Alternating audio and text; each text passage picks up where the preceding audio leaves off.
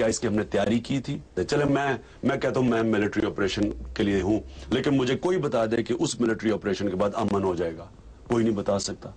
ये बताइए, अगर आज आपको कंट्रोल दिया जाए, आप पाकिस्तान को हेड कर रहे हों, आपके साथ पार्लियामेंट हो, आप कौन से ऐसे कॉन्क्रीट स्टेप्स आप और आपकी पार्टी लेंगे जिनसे वाकई विजिबल चेंज देखने में आ सके, और कितना टाइम आप उस चेंज को आने के लिए दे सकते हैं? आपके ख्याल में कितना टाइम अफोर्ड किया जा सकता है इस वक्त पाकिस्तान में चेंज को आता देखने के लिए? असल मसला कबायली इलाके का है, और कबायली इलाके के लिए मैं कबायली एक्सपर्ट्स की कमेटी लाता इधर, मैं पहली मीटिंग करता ओबामा से और इनके एडमिनिस्ट्रेशन को बैठाता और उन एक्सपर्ट से इनको समझाता कि ये जंग जीती नहीं जा सकती बंदूकों से, ये मजीद फैलती जाएगी और ये पाकिस्तान की बर्बादी है। तो पहले तो मैं उनको कहता कि एग्जिट स्ट्रेटजी बनाएं, जो इनको कहना चाहिए था।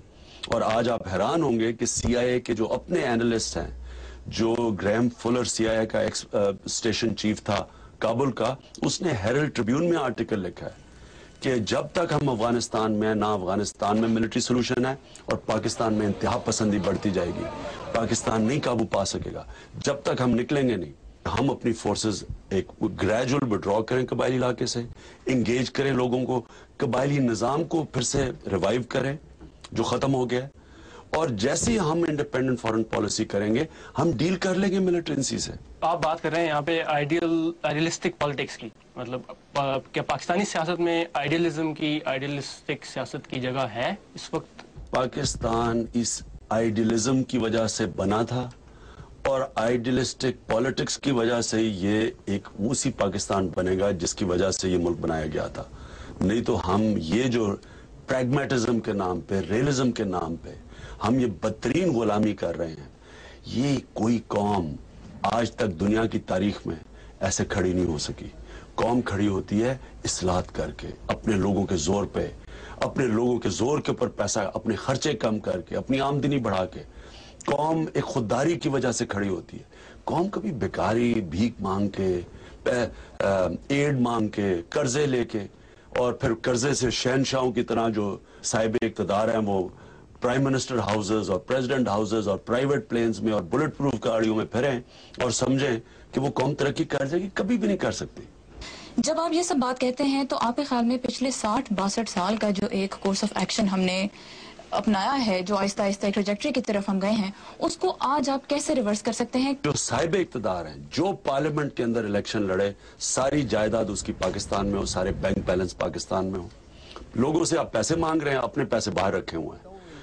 सबसे पहले जो लीडरशिप है टैक्स दे, किसी और के नाम पे जायदादें हैं और अपने पास कुछ नहीं रखा हुआ, टैक्स बचाने के लिए सबसे पहले खुद टैक्स दें, फिर अवाम ये इस पाकिस्तान कौम ये टैक्स देगी।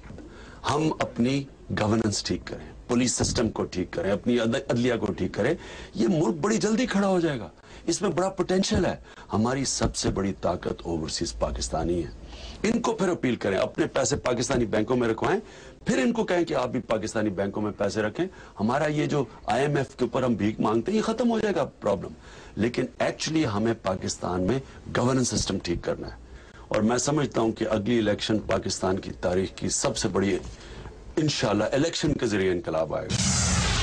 अभी आप तहरीक इंसाफ पाकिस्तान के चेयरमैन इमरान खान का इंटरव्यू देख रहे थे। अब वक्त हो रहा है छोटी सी ब्रेक का। ब्रेक के बाद इंटरव्यू का बकिया हिस्सा।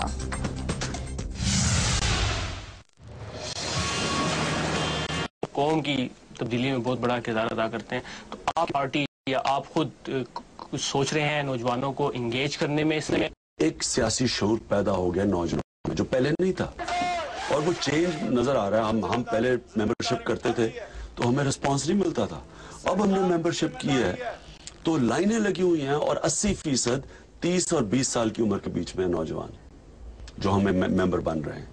तो ये चेंज है पाकिस्तान में। हमारी पार्टी टारगेट ही नौजवानों को और ख्वातीन को कर रही है। ये दो तबके होते हैं माशरे में जो चेंज लेके आते हैं। अवाम खुद अब चेंज चाह रही है, तब्दीली चाह रही है, और ये ही अब ये रोक कोई नहीं सकेगा। आपको नहीं लगता कि आपकी पार्टी में भी शख्सी सियासत का थोड़ा सा एलिमेंट जो है वो मौजूद है, और अगर आज आप तहरीक इंसाफ से साइड पे हो जाते हैं फॉर एनी रीजन व्हाटसोएवर, तो क्या आज भी पार्टी में लोगों की मेंबरशिप, नौजवानों की मेंबरशिप उसी तरह रहेगी या बढ़ेगी, या क्या होगा? अगर आप ओबामा को डेमोक्रेटिक पार्टी से निकाल देते तो शायद वो ना जीते। देखो, पर्सनालिटीज की पॉलिटिक्स तो हर दुनिया में है। ہم لے کے آئے ہیں نئے لوگ. وہ ان میں سے کئی لوگوں کو اور زیادہ تر لوگوں کو کوئی جانتا نہیں ہے. آنے والے دنوں میں جیسی ہماری کیمپینز چلیں گی یہ آپ کے سامنے خود قیادت آ جائے گی. آپ دونوں نوجوان ہیں, آپ سے میرا یہ دعویٰ ہے کہ تحریک انصاف پاکستان کی وہ پارٹی بنے گی جو ایک ادارہ بنے گا, جو عمران خان کی فیملی پارٹی نہیں ہوگی, جو ایک خود نیچے سے اوپر الیکٹڈ لیڈرشپ لے کے آئے گی. آپ اگلے 5 سال میں اپنے آپ کو, پاکستان تحریک انصاف کو اور خاص طور پہ پاکستان کو کہاں دیکھ رہے ہیں؟ میں سمجھتا ہوں کہ پاکستان کا ایک وقت بڑا برا وقت ہے, لیکن دوسری طرف ایک روشنی بڑی نظر آ رہی ہے. ایک تبدیلی کی طرف جا رہا ہے پاکستان. تبدیلی تو تب آتی ہے جب عوام فیصلہ کرے کہ ہم اب تبدیلی چاہتے ہیں, اور اس طرف جس طرف پاکستان اب جا رہا ہے وہ ایک بڑی روشنی کی کرن ہے. دیکھیں, میڈیا آزاد ہے, ایک سپریم کورٹ آزاد ہوا ہے اور ہوتا جا رہا ہے. تیسری چیز ہے عوام میں سیاسی شعور آ گیا, لوگ ایشوز کو سمجھ بیٹھے ہیں. تو یہ 3 پری ریکویزٹس ہیں ایک ڈیموکریسی کے لیے, وہ ان پلیس ہیں. تو عوام تبدیلی چاہ رہی ہے, آزاد فارن پالیسی, اور عوام انصاف چاہ رہی ہے. عوام کی ریکوائرمنٹ آ جائے کہ ہمیں معاشی انصاف چاہیے, عدالتی اور تعلیم انصاف چاہیے. اور یہ جو سیاسی شعور ہے اس چیز کا, یہ ہی اب ایک بیلٹ باکس کے ذریعے تبدیلی لے کے آئے گا. اور میں دیکھ رہا ہوں کہ یہ تبدیلی سال میں آتی ہے, 2 سال میں آتی ہے, یہ اب ناگزیر ہے پاکستان کے لیے, یہ آئے گی. Thank you very much, Imran, for taking time out to the VOA. Thanks so much. Pakistan کی موجودہ صورتحال کے بارے میں تحریک انصاف کے چیئرمین عمران خان کے خیالات آپ نے سنے. اس حوالے سے حکومت کا موقف ہم اپنے آئندہ کسی پروگرام میں پیش کریں گے.